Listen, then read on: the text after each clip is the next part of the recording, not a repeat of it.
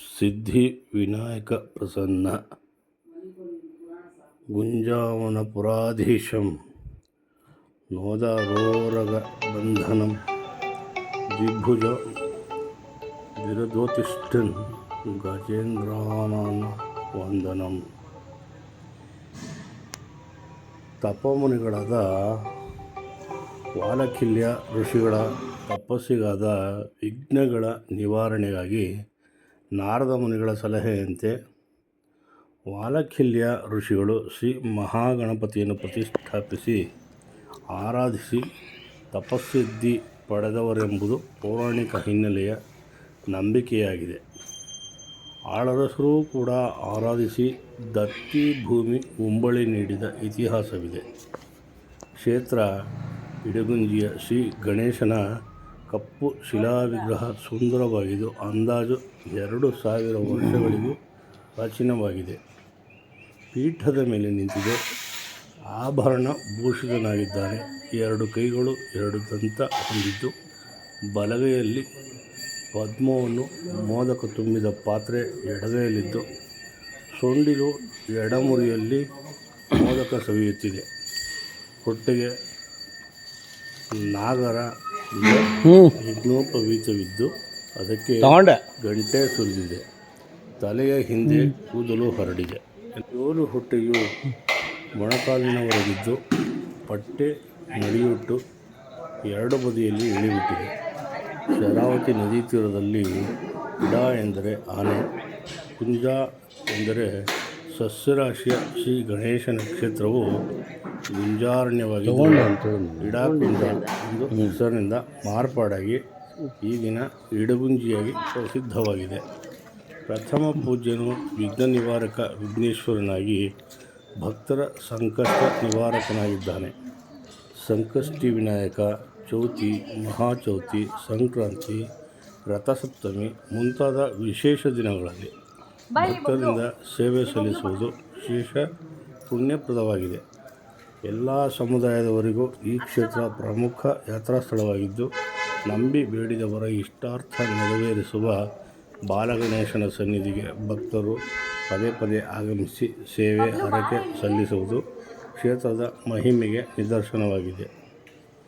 ದೇವಸ್ಥಾನದಲ್ಲಿ ಆಗದ ಶಾಸ್ತ್ರಾನುಸಾರ ತ್ರಿಕಾಲ ಪೂಜೆ ಕೈಂಕರ್ಯಗಳು ಶ್ರೀ ದೇವರ ಸಂಸ್ಥಾಪಕ ಮೂಲದ 2 ಭಟರ ಕುಟುಂಬದವರು ಸ್ವತಂತ್ರ ಅರ್ಚಕರಾಗಿ ವಂಶ ಪಾರಂಪರೆಯಿಂದ ನಡೆಸುತ್ತಾ ಬಂದಿರುತ್ತಾರೆ.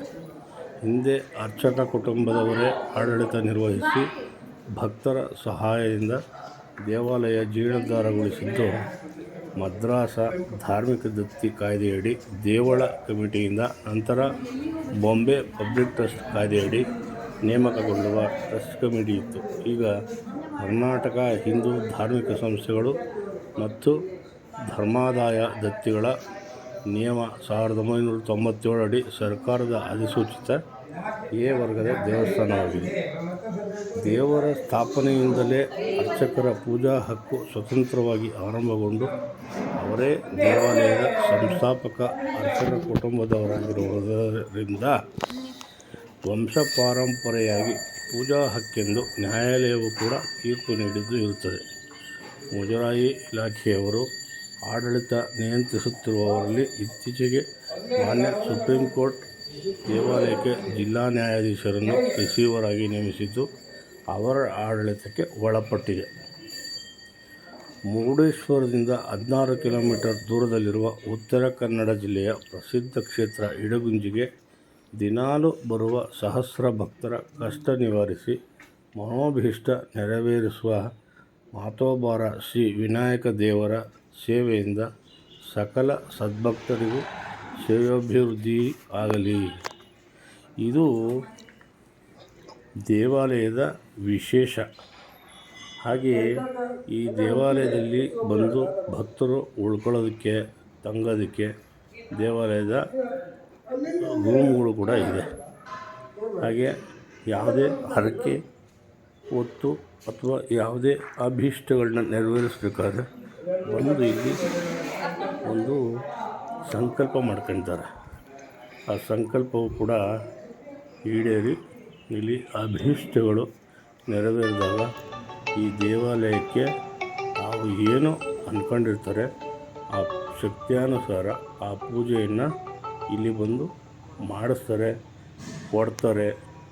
ಹಾಗೆ ಉಳ್ಳವರು ಶಿವಾಲಯವ ಕಟ್ಟುವರು ನಾನೇನು ಮಾಡಲೆಯ ಅಂತ ಹೇಳುವಂಥ ಎಷ್ಟೋ ಬಡ ಭಕ್ತರು ಅವ್ರ ಕೈಯಲ್ಲಾಗಿದ್ದು ಏನೋ ಮಹಾಮಂಗಳಾರತಿಗೋ ಅಥವಾ ಉಂಡಿಗೋ ಏನೋ ಇಷ್ಟು ಹಾಕ್ಬಿಟ್ಟು ಕೈ ಮುಕ್ಕೊಂಡು ಹೋಗ್ತಾರೆ.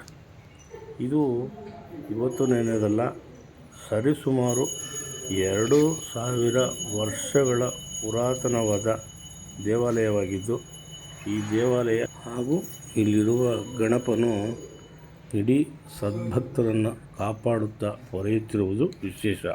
ಜೈ ಹಿಂದ್, ಜೈ ಕರ್ನಾಟಕ.